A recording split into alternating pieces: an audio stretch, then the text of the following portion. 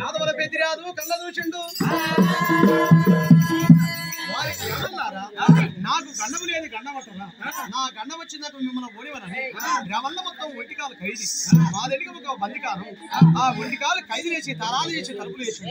ఆ బ్రాహ్మణులు మొత్తం ఏమనుకుంటారు ఓరు ఇళ్ళం బొట్లు ఓరు మిట్టం బొట్లు ఓరు మింగుడు బొట్లు ఓరు తిరుడు బొట్లు తిరిగి పడేవాడు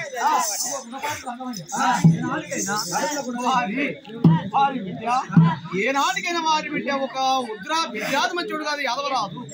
గండవన్న ముచ్చడు చెప్తే మనం మూడేనంటే గండవని చెప్తారు రవి బ్రాహ్మణులు ఖైదులు ఒకట ఒక్కరి మరి చేసి నలుగురెక్కి గుర్తుకుంటుండ్రు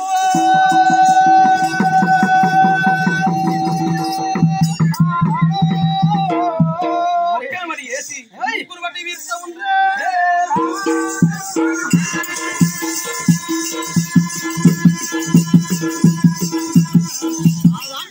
బ్రాహ్మణులు కొట్టుకొని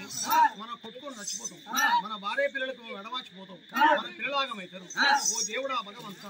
ఎదిరాదుకు గండం ఏ నుంచి వచ్చు ఎదిరాదుకు గండం ఎక్కడి నుంచి వస్తున్నాయి అలనాడు ఒక నేటికి మాత్రమేనా యాదవల పెదిరాదు గండానికి ఈ బ్రాహ్మణులు ఖైదు లోపల మొక్కుతున్నారు పెదిరాదు గండం ఏ నుంచి వస్తున్నాయా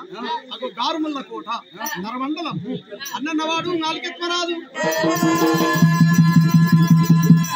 అన్నన్నవాడు నాలుగెత్తరాదు తమ్ముడన్నవాడు నీరికెత్తరాదు మునిముని కుమార గౌతమాముని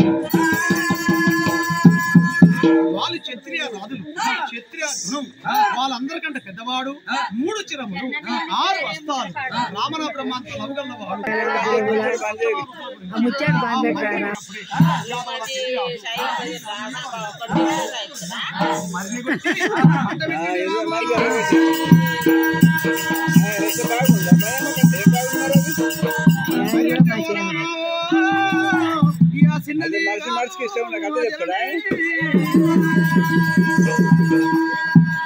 మరి మొదలేముంది ఒక ఎకరం పెట్టు మరి కొమ్మలే ఉంటే 12 ఎకరాలు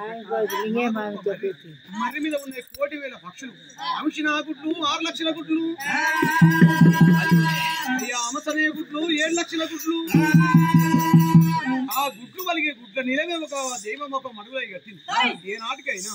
1,00,000 పక్షులు ఒక ఖాళీ బూడ్లైపోతున్నాయి అఘోరమైన ఒక మంట పెట్టింది మరిని కొట్టి మంట పెట్టి వాను ఆనాడు యాదవుల స్థితి కాదు హాయిదాలు కట్టుకుని నార్మల్ల కోటకు యుద్ధానికి వస్తామునే రామా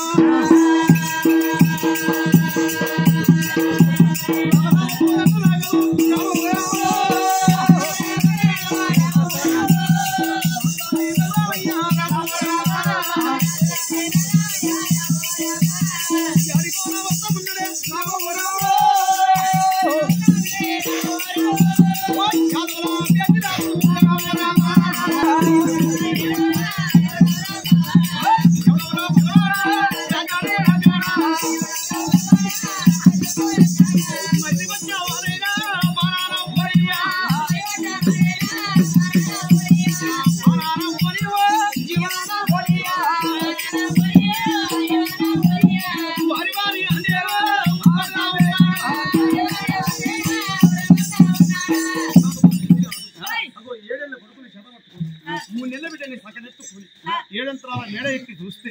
అగో మర్రి మొదట్లో ఒక గుమ్మి చుట్టూ పొగెళ్తున్నది అగో మర్రి మీద ఉన్న పక్షుల మొత్తం వచ్చి తిరిగి ఒక కొడుకుని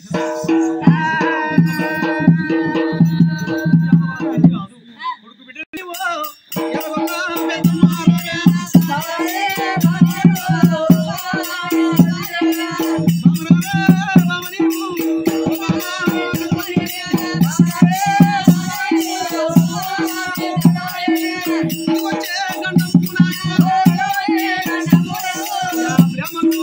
చెప్పినట్టు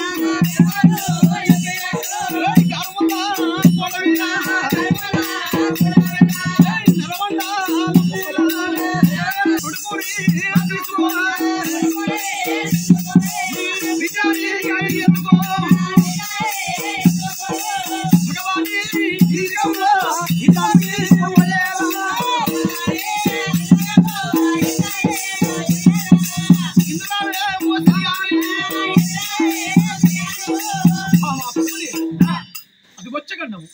బ్రాహ్మణులు చెప్పిన ప్రకారం అంటే గారుమల్ల కోట విధంగా ఘోరమైన యుద్ధం వచ్చింది. మర్రి వచ్చామని మట వెచ్చమని పక్షుల చంపినమని పానాన ఓరివ వాడు ఒక క్షత్రియ రాజు. మరి ఒక నేటికి మాత్రమేనా గారుమల్ల కోట అంటే అది ఒక మాయపట్నం, అది ఒక మాయరాజ్యం. క్షత్రియ రాజులు అంటే గారుమల్ల కోట అంటే 80 లక్షల సైన్యం ఒంటి చేతు అని ఒక్కనే అగో భగవాని మీదకి యుద్ధానికి పోతున్ననే బామా.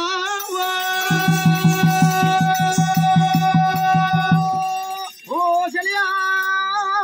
ఓ రమణి పెద్దమ్మ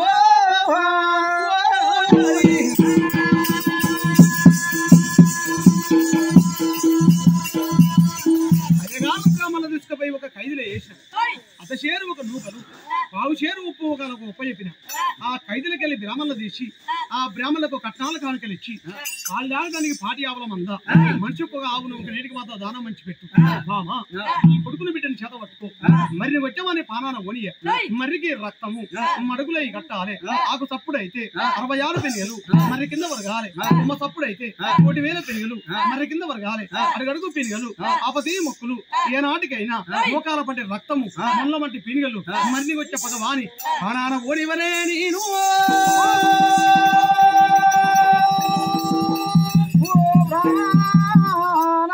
యాదవుల పెద్దమ్మ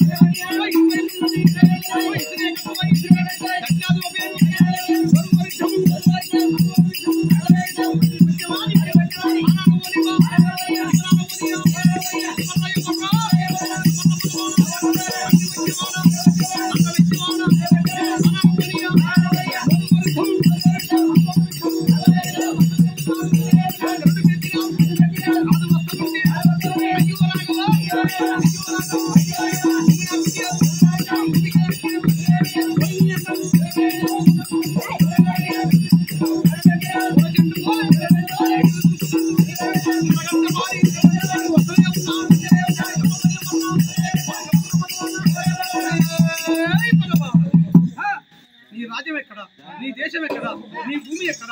మనుగడ ఎక్కడ ఉన్నాడు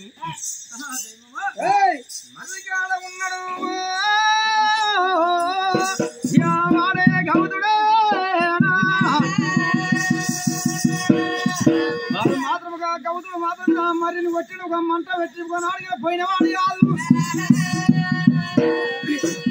మర్రి కాడు ఒక పక్షుల కోసం ఎవడు వస్తున్న వారి ప్రాణం ఒక తీసినాక నేను పోతామని దైవమా 300 మంది ఒక కట్టుకడ ఒక ఎంత పెట్టుకొని మర్రి కాడు కూర్చున్నాడు గౌతు మాత్రమేనా దైవమా అలనాడు ఒక యాదవ పెద్దిరాదు మాత్రమేనా